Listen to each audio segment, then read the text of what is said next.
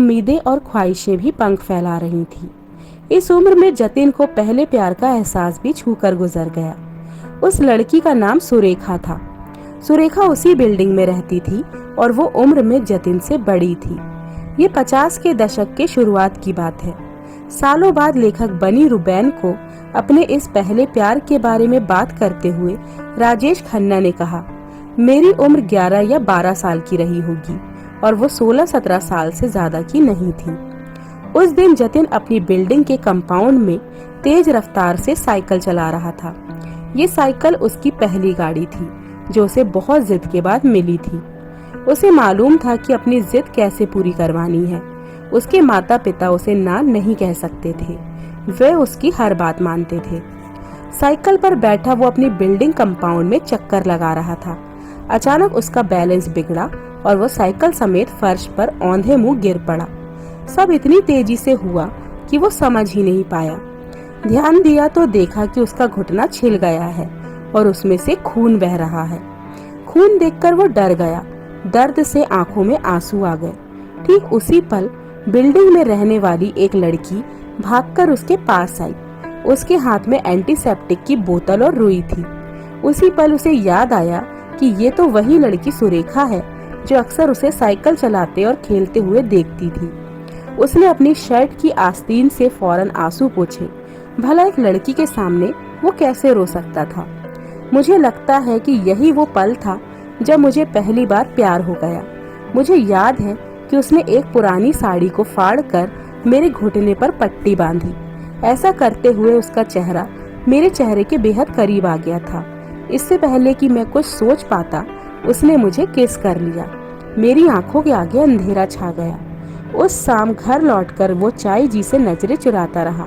अपनी साइकिल घर के अंदर छोड़कर वो फौरन छत पर पहुंच गया। वहां अकेले बैठकर उसने अपनी आंखें बंद की और अपने ख्यालों में आपस में जैसे उन्हीं लम्हों में पहुंच गया।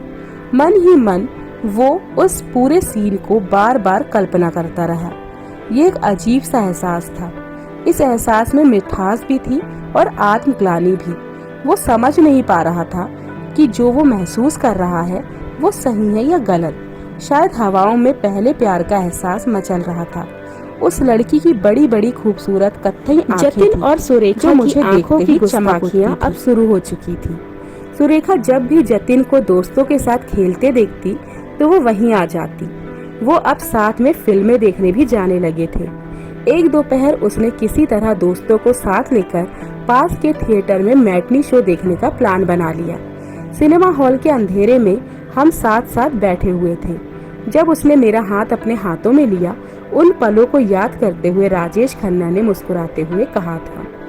दोनों की मुलाकातें बढ़ रही थी, मगर इस दोस्ती ने जतिन को हैरान कर दिया था। दिल में अजीब कंफ्यूजन था। उसकी समझ में नहीं आ रहा था कि ये उसे क्या हो रहा है। बस सुरेखा से मिलना, उसे देखना अच्छा लगता था। अपने स्कूल, अपने दोस्तों, अपने परिवार, अपने खुशी, अपने गम, हर बात सुरेखा को बताना अब जरूरी सा लगने लगा था।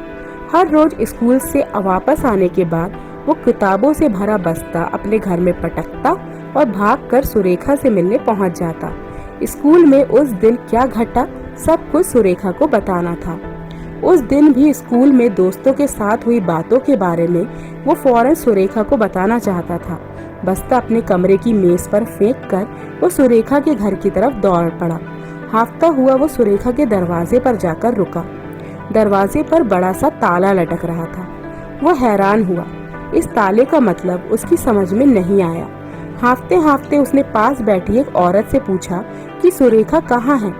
जो जवाब उसे मिला उसके लिए वो बिल्कुल तैयार नहीं था। जब सुरेखा 18 साल की थी तो उसके घर वाले उसे उसके गांव ले गए जहां उसकी शादी हो गई। सुरेखा कभी वापस नहीं आई। मैं जैसे गम के गहरे समंदर में डूब गया। बचपन के उस प्यार को सालों बाद याद करते हुए भी मानो राजेश खन्ना उन पलों के दर्द को महसूस कर रहे थे। सुरेखा के जाने के बाद सुनकर उस रोज उसकी आंखों में आंसू भर आए थे। उसकी उम्र में ये किसी हादसे से कम नहीं था। उसने कुछ खो दिया था, लेकिन क्या? उस समय यह एहसास वो किसी के साथ बांट नहीं सका। क्या वो फिर प्यार कर पाएगा? वो जिसे भी प्यार करेगा कहीं वो उसे फिर छोड़कर चला तो नहीं जाएगा। आज तक मैं उसे और अपने दिल पर उसके असर को भूल नहीं पाया। क्या अपनों को खो देने का एक डर उसके दिल में अपनी गहरे जड़ें जमाने लगा था। तो दोस्तों, ये था सुपरस्टार राजेश खन्ना का पहले प्यार का किस्सा। कितना क्यूट था ना दोस्तों। राजेश खन्ना को बचपन में क्या पता था कि आने वाले समय में वो इतने बड़े सुपरस्टार बनेंगे और करोड़ों लड़कियां उनके प्यार में पागल हो जाएंगी।